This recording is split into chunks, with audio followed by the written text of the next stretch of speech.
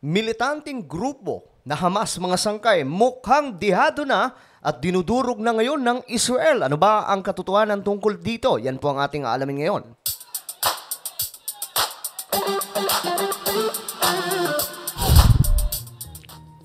So, halos ito pa rin po ang laman ng mga balita, mga sangkay ngayon, ang digmaan na nagaganap sa pagitan po ng Hamas at Israel. Ngayon mga sangkay, meron pong balita na tila baga nagpaparamdam na po ang Hamas ng pagkatalo sa kanilang ginawa sa Israel. Anyway, before we start guys, paki-subscribe po muna yung ating channel. Sa baba po ng video na to may makikita po kayong subscribe button. Pindutin nyo lamang po yan, tapos i-click nyo yung bell at i-click nyo po yung all. Ulitin ko, click the subscribe down below, click the bell and click all. Okay, at kung kayo pala ay nasa Facebook nanonood, huwag niyong kalilimutan i-follow ang ating Facebook page. So ito guys, pag-usapan po natin kasi itong nakaraan mga sangkay, ito po yung warning ng Prime Minister ng Israel. Nasabi po dito, we will exact a price that will be remembered by them and Israel's other enemies for decades to come. Yan po yung warning ni Prime Minister Benjamin Netanyahu. Ngayon mga sangkay, ito po yung sumunod na balita.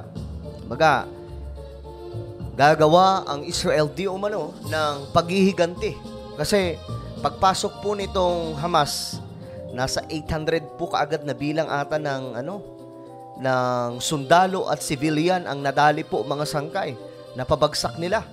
So talagang kahit anong edad mga sangkay, talagang pinabagsak nitong Hamas. Ngayon, may mga hawak po silang, alam niyo na yan mga sangkay, may mga hawak po silang mga Israelites.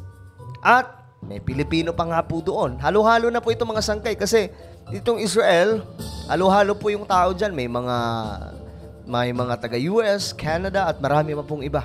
Kaya may Pilipino rin po doon. Napakarami mga sangkay. Ngayon, eto po yung balita. Ito, tingnan po natin. Israel ayaw makipagnegosasyon sa kabila ng mga banta ng Hamas sa mga binihag.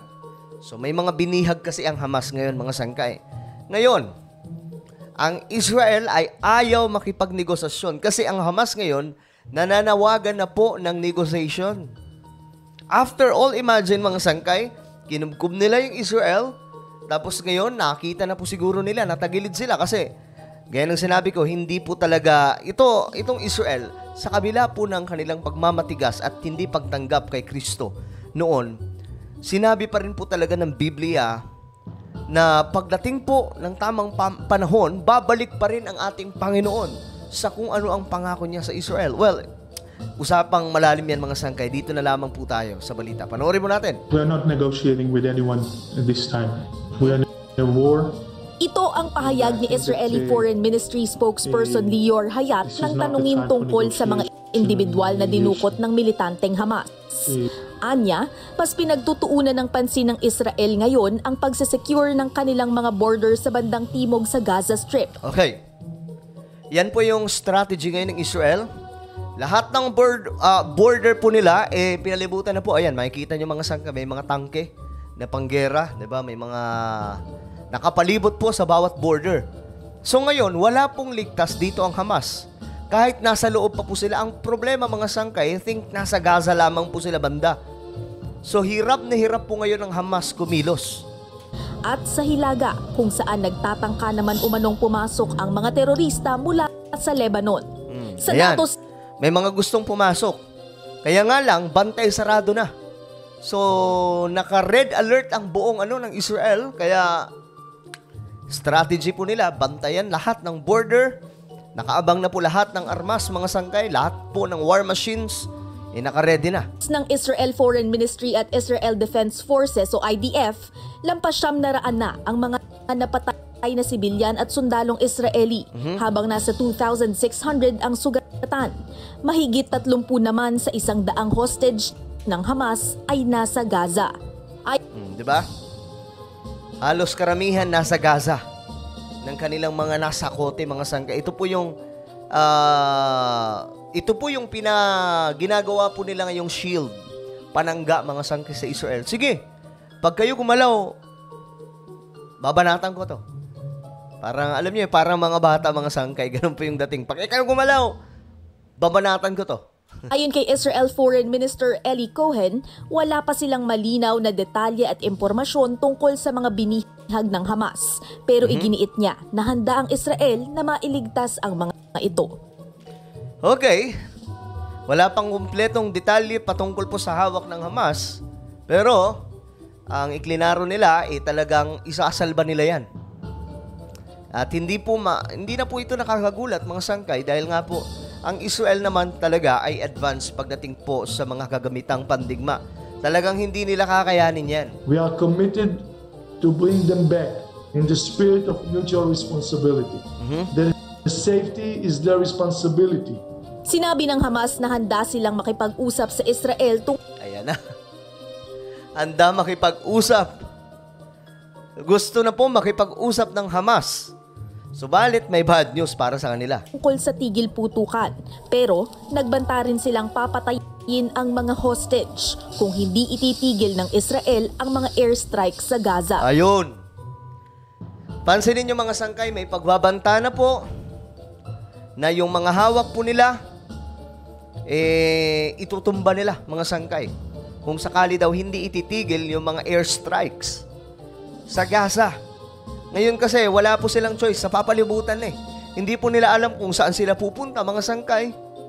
So, ginagawa na lamang po nilang shield itong mga hawak po nila ngayon. Ang problema, ang bad news, gusto makipag-negotiate nitong Hamas. Pero ang bad news para sa kanila, ayaw po ng Israel. So, paano yan?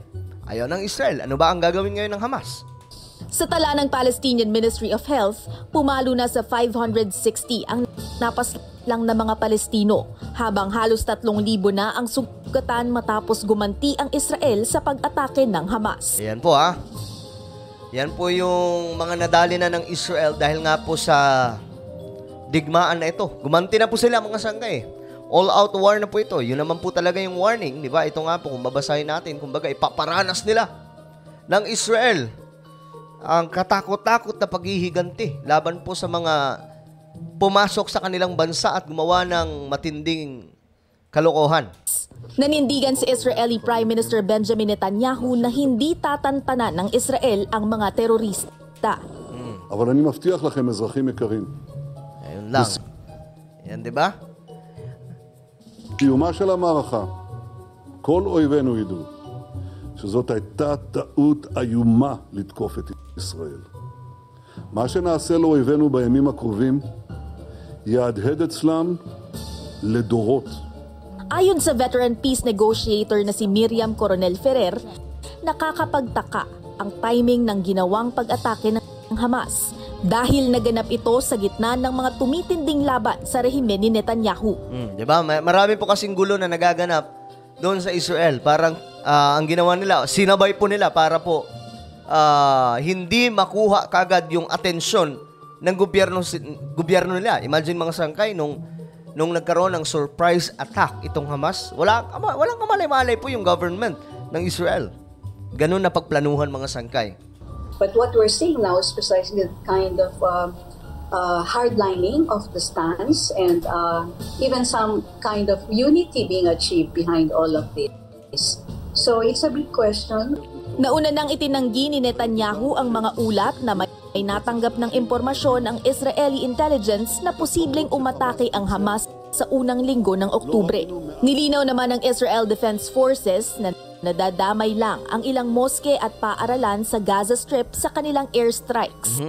Dahil dito umano nagkukuta ang Hamas. We are striking military targets belonging to Hamas. We're focusing on fighters. We're Yung focusing problema nga mga sangkay, itong Hamas, ginagawa po nilang panangga yung mga tao doon. Diba? on those who are fighting against us. We have no business killing civilians in Gaza. Dagdag ng IDF, kontrolado na uli nila ang katimugang bahagi ng kanilang bansa. Na unang Ayun na. Kontrolado na po ng Israel Defense Forces ang katimugang bahagi ng bansa nila. So dito mga sangkay, dito po, bagsak na po yung Hamas at mukhang delikado na po ang kanilang kalagayan. Nang pinasok ng Hamas. There are no more active terrorists in any of the communities, but there is fighting along the border, but we are now back in control of the situation. Ayun na, kontrolado na nga mga sangkay. Samantala, nakatakdang makipagpulong si Palestinian Authority President Mahmoud Abbas. Grabe no, ganun kabilis lamang yung kanilang ginawa. Ganun po kasi ka-advance yung mga pandigma nila. Unlike sa Pilipinas mga sangkay, naalala ko yung nangyari dito doon po sa Mindanao, di ba? Tumagal po ng napakahabang panahon ang digmaan mga sangkay. Kay Russian President Vladimir Putin. Ayan na, makikipag-usap na yung Palestinian Authority kay President. Papunta po kay Russian President Putin, pero tingin ko hindi po mangingialam dito si Putin. Bukod sa Russia, nakipag-usap na rin si Abbas sa mga leader ng Saudi Arabia, Turkey, Qatar, Egypt at Jordan. Ayan, mga sangkay. Talagang katunggali po yan lagi ng Israel. Sa isang pag-uusap naman sa telepono ay hinimok ni Abbas si UN Secretary General Antonio Guterres na mamagitan para matigil ang giyera sa pagitan ng Israel at Hamas. Mga sangkay, lilinawin ko lang, itong Hamas ay hindi po bahagi ng government ng Palestine. Okay? Yun po yung ibinahagi ng isa sa mga leader ng Palestine na hindi daw po sila bahagi sa Hamas. Ang Hamas ay militanteng grupo, malaking grupo yan mga sangkay, na kung saan iba po sila sa buong gobyerno. Kaya po nananawagan po ang Palestine leader na magkaroon po ng ceasefire ang dalawang grupo. Pero mga sangkay, malabo po yan kasi talagang desidido po ang Israel na tapusin na itong Hamas. Katrina Domingo. Okay, mga sangkay, ano po ang inyong opinion? Tingin nyo ba talo na dito ang Hamas? Dahil mukhang tagilid na po Sabi po ng Israel, kontrolado na po nila ang buong bansa nila, lalong-lalo na po yung katimugang bahagi kasi doon po nagsimula ang lahat. Okay? Ano po ang inyong opinion? Just comment down below. And now guys, pag-subscribe po itong aking isang YouTube channel. Hanapin nyo lamang po ito sa YouTube. At kapag nakita nyo na, click the subscribe, click the bell, and click all. So ako na po ay magpapaalam hanggang sa muli. Lagi nyo pong tatandaan that Jesus loves you. God bless everyone.